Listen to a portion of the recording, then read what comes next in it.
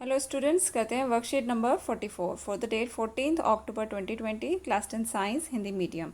Chapter हमारा चल ही रहा है आवर्त वर्गीकरण। तो आज हम करेंगे तत्वों का आवर्त वर्गीकरण और इसमें मेनली हम आज डिस्कस करेंगे मेंडलीव की पीरियोडिक टेबल को, आवर्त सारणी को। तो चलिए स्टार्ट करते हैं। अभी तक जब हमने किया था तो डॉबर्नियर और न्यूलैंड्स के जो आवर्त सारणी थी जो उसने बनाई थी उनके बारे में हम लोग डिस्कस कर चुके हैं। अब जो नेक्स्ट है वो है मेंडलीव। तो अभी जो हम मॉडर्न टाइम में जो यूज़ करते हैं पीरियोडिक टेबल वो काफ़ी हद तक जो है मेंडलीव से ही इसी के उस पर आधारित थी। तो चलिए बढ़ते हैं आगे। अव्यवस्थित से व्यवस्थित करना मेंडलीव की आवर्त सारणी थी। इन्होंने काफ़ी हद तक व्यवस्थित की थी एलिमेंट्स को, तत्वों को। तो न्यूलैंड्स के अष्टक सिद्धांत के अस्वीकार होने के बाद भी कई वैज्ञानिक ऐसे थे उनके बाद जो कि उन्होंने प्रतिरूपों की खोज जारी रखी, यानी कि एक तरीका ढूंढने की कोशिश करते रहे वो कि इनको कैसे, तत्वों को, इन जितने भी तत्व अभी तक मिले हैं उनको कैसे हम व्यवस्थित करें, कैसे उनके गुणधर्मों के अनुसार उनके परमाणु द्रव्यमान के साथ उनके संबंध स्थापित होने के बाद हम इनको एक सारणी में इनको जचा सकें। तो तत्वों के वर्गीकरण का मुख्य श्रेय रूसी रसायनिक डिमित्री इवानोविच मेंडलीव को जाता है। तत्वों की आवर्त सारणी के प्रारंभिक विकास में उनका योगदान बहुत रहा है। उन्होंने अपनी सारणी में तत्वों को उनके मूल गुणधर्म, परमाणु द्रव्यमान तथा रासायनिक गुणधर्मों में समानता के आधार पर व्यवस्थित किया था। आगे बढ़ते हैं। मेनली जो मेंडलीव ने अपनी आवर्त सारणी बनाई थी उसमें उन्होंने अपने जितने भी तत्वों को उन्होंने अरेंज किया था तो उनके गुणधर्म, उनके जो मूल गुणधर्म वो उन्होंने क्या लिया था, परमाणु द्रव्यमान ही लिया था, जैसा कि और रसायनज्ञ भी करते आ ही रहे थे। लेकिन फिर भी इन्होंने काफ़ी व्यवस्थित रूप में इसे बनाया था। तो देखते हैं क्या क्या किया है मेंडलीव ने। मेंडलीव ने अपना कार्य 63 तत्वों के साथ शुरू किया था। तो अभी हमने बात की थी पिछली वर्कशीट में कि जब न्यूलैंड ने देखे थे, न्यूलैंड ने तत्वों को वर्गीकृत किया था तब हमें 56 नॉन तत्व थे, यानी कि 56 तत्व ही हमें ज्ञात हुए थे। लेकिन मेंडलीव के टाइम तक आते आते 63 तत्वों के साथ उन्होंने शुरू किया अपना काम और उन्होंने तत्वों के परमाणु द्रव्यमान एवं उनके भौतिक एवं रासायनिक गुणधर्मों के बीच संबंध का अध्ययन किया था। यानी कि परमाणु द्रव्यमान का किस तरीके से उसकी भौतिक और रासायनिक गुणधर्मों के साथ कनेक्शन है वो उन्होंने ज्ञात करने की कोशिश की थी। रासायनिक गुणधर्मों के अंतर्गत मेंडलीव ने तत्वों के को क्या किया, ऑक्सीजन और हाइड्रोजन के साथ बनने वाले यौगिकों पर अपना ध्यान केंद्रित किया। उन्होंने ये ध्यान दिया कि ये जो सारे तत्व हैं वो ऑक्सीजन और हाइड्रोजन के साथ ही क्यों यौगिक बना रहे हैं और कैसे यौगिक बना रहे हैं, क्यों ऐसा क्यों देखा उन्होंने, क्योंकि ऑक्सीजन और हाइड्रोजन का चुनाव उन्होंने इसीलिए किया था क्योंकि ये बहुत ज़्यादा सक्रिय होते हैं और ज़्यादातर सभी तत्वों के साथ ये यौगिक बनाते ही हैं। तो उन्होंने सोचा कि अगर इस तरीके से मैं देख लेता हूँ कि इनके ऑक्सीजन और हाइड्रोजन के साथ में किस तरीके के रिएक्शंस होंगे, कैसी अभिक्रियाएँ होंगी, कितना रिएक्शन होगा, तो उससे हमें काफ़ी इसके बारे में पता चल पाएगा। इस वजह से उन्होंने हाइड्रोजन और ऑक्सीजन का इसके लिए चुनाव किया था। उसके बाद तत्व से बनने वाले हाइड्राइड और ऑक्साइड के सूत्रों को तत्वों के वर्गीकरण के लिए मूलभूत गुणधर्म में माना था। उन्होंने अपनी सारणी में ये जो इनके ऑक्साइड्स और हाइड्राइड के जो फॉर्मूले थे, जो सूत्र थे, उनको उसका एक मूलभूत गुणधर्म ही माना था वर्गीकरण करने के लिए। समान गुणधर्म वाले तत्वों को एक साथ रखने पर उन्होंने पाया कि अधिकतर तत्वों को आवर्त सारणी में स्थान मिल गया।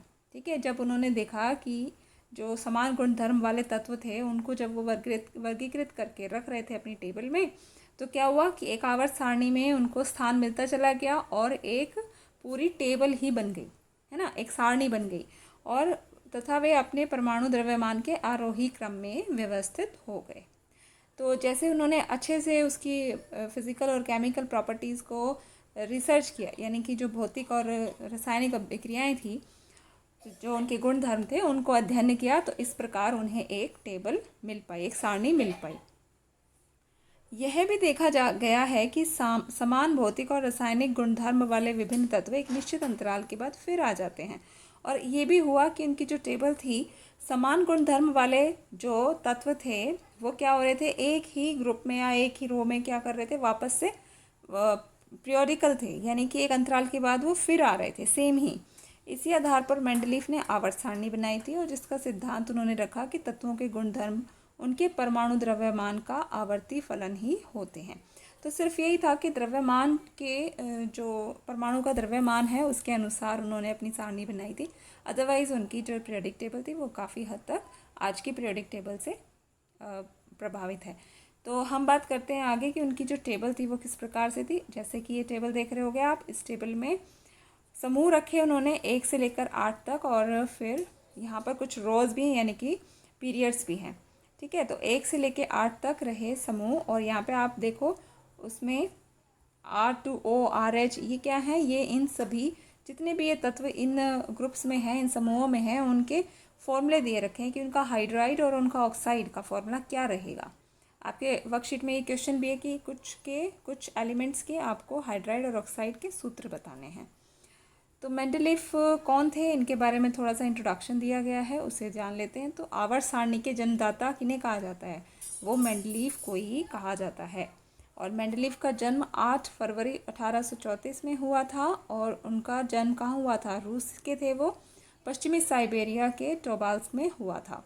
उनके द्वारा जो प्रस्तावित तत्वों की व्यवस्था को मेंडलीफ की आवर्त सारणी कहा जाता है, और आवर्त सारणी रसायन में एक में सिद्धांत साबित हुआ था, यानी कि काफ़ी आगे जाके इसे हेल्पफुल समझा गया था। इससे नए तत्वों की खोज के लिए भी प्रेरणा मिली थी। यानी कि जो ब्लैंक थे जगह पर, उन जगह पर सोचा गया उनके बारे में कि कुछ और एलिमेंट्स अभी मिलने बाकी हैं और उन पर रिसर्च होती रहनी चाहिए। तो आगे वाले रसायनज्ञ जो होने वाले थे उन्हें भी एक रिसर्च का एक ऑप्शन दिखाई दे रहा था। सबसे पहला क्वेश्चन है, मेंडलीफ की आवर्त सारणी का उपयोग करके निम्नलिखित तत्वों के ऑक्साइड के सूत्र अनुमान कीजिए। तो अभी हमें पता ही है कि जो उन्होंने हाइड्राइड्स और ऑक्साइड के फॉर्मूले दिए थे अपने आवर्त सारणी में, उसके अनुसार अगर हम देखें तो पोटेशियम के लिए हमें क्या देना होगा, इसका फॉर्मूला, पोटेशियम का फॉर्मूला जो बनेगा वो होगा बेटा K2O। इस तरीके से फिर कार्बन दिया हुआ है वो CO2 होगा। उसके बाद एल्यूमिनियम है तो एल्यूमिनियम के लिए Al2O3 होगा। इस तरीके से उन्होंने अपने फॉर्मूले दिए हुए हैं आवर्त सारणी में ही। फिर है Si यानी कि सिलिकॉन, तो सिलिकॉन SiO2 ही रहेगा, और बेरियम दिया हुआ है फिर यानी कि BaO। ओके, तो ये रहेंगे इसके सूत्र। अगला जो प्रश्न है कि मेंडलीफ द्वारा निर्मित आवर्त सारणी के नियम का आधार क्या है। तो आवर्त सारणी का जो नियम था उसका आधार उन्होंने क्या रखा था, परमाणु द्रव्यमान ही रखा था। तो आंसर ये लिखेंगे आप इसमें कि परमाणु द्रव्यमान उनकी आवर्त सारणी के नियम का आधार था। थर्ड क्वेश्चन है, मेंडलीफ ने अपनी आवर्त सारणी तैयार करने के लिए कौन सा मापदंड अपनाया था। तो उन्होंने अपनी जो आवर्त सारणी थी उसके लिए क्या मापदंड रखा था, क्या पैरामीटर रखा था, यही बताना हमें। तो आप इसको यहाँ से यहाँ तक लिख सकते हैं कि मेंडलीफ ने 63 तत्वों के साथ आरंभ किया था। उन्होंने तत्वों को परमाणु द्रव्यमान और उनके भौतिक रासायनिक गुणधर्मों के बीच संबंधों का अध्ययन करके उस तरीके से आवर्त सारणी को बनाया था।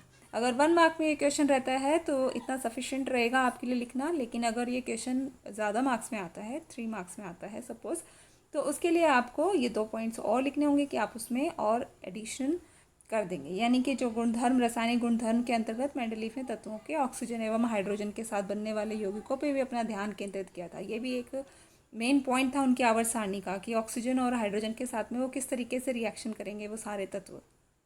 ठीक, तो आप ये पॉइंट्स भी इसमें ऐड कर देंगे। ठीक है, अगला जो क्वेश्चन है वो हमसे कहता है कि मेंडलीफ ने तत्वों के ऑक्सीजन और हाइड्रोजन के साथ बनने वाले यौगिकों पर अपना ध्यान केंद्रित क्यों किया। तो वो इसीलिए किया, ये क्वेश्चन का आंसर यहीं आपको मिल जाएगा कि ऑक्सीजन और हाइड्रोजन के लिए इसलिए चुनाव किया था उन्होंने क्योंकि ये अधिकांश तत्वों के साथ में बहुत ज़्यादा सक्रिय रहते हैं और यौगिक बनाते हैं, और उनसे इनके काफ़ी जो केमिकल प्रॉपर्टीज़ हैं, इनकी रासायनिक गुणधर्म है, वो काफ़ी हद तक क्लियर हो पाएंगे, है ना। आगे है